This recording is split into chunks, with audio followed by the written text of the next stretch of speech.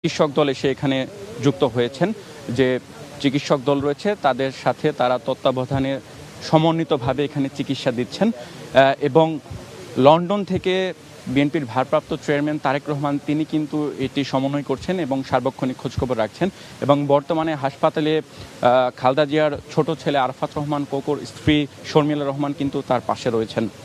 এবং আপনাকে জানিয়ে রাখি আজ সন্ধ্যা 7টার পরে কিন্তু হাসপাতালে খালেদা জিয়াকে দেখতে এসেছিলেন অন্তর্বর্তী সরকারের প্রধান উপদেষ্টা অধ্যাপক মোহাম্মদ ইউনূস এবং তিনি তার শারীরিক খোঁজখবর নিয়েছেন এবং সরকার পক্ষ থেকে সার্বক্ষণিক যতটুকু সহযোগিতা দরকার সেটির তিনি আশ্বাস দিয়েছেন। এবং সবশেষ আরেকটি জানিয়ে রাখি, সরকার পক্ষ থেকে যেটি জানানো হয়েছে আগামীকাল এভারকেয়ার হাসপাতালের আশেপাশের দুটি উন্মুক্ত মাঠে বাংলাদেশ বিমান বাহিনী এবং সেনাবাহিনীর দুটি হেলিকপ্টার উড্ডয়ন করবেন এবং অবতরণ করবেন। এই বিষয়ে সবাইকে সতর্ক থাকার এবং কোনো ধরনের অপপ্রচারে কান না দেওয়ার জন্য আহ্বান জানানো হয়েছে। এখন পর্যন্ত এই ছিল আমার কাছে এভারকেয়ার হাসপাতালের সামনে থেকে খালেদা জিয়ার শারীরিক অবস্থার সবশেষ আপডেট। নাইমা, আমরা জানছিলাম খালেদা জিয়ার স্বাস্থ্যের খবর।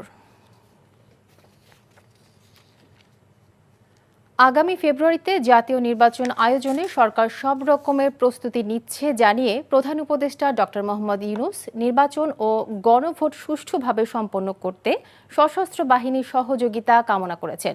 বলেন, শান্তিপূর্ণ ও উৎসবমুখর নির্বাচন নিয়ে জাতি গর্ব করবে। রিপোর্ট ফাহাদ মোহাম্মদের।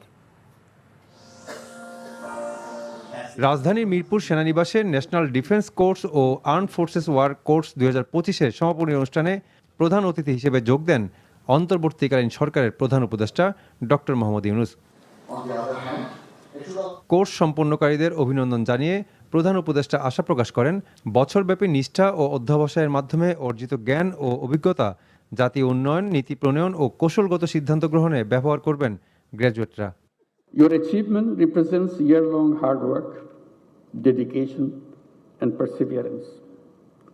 You are now ready to undertake higher responsibilities, equipped with an enhanced understanding of national security, statecraft, policy making,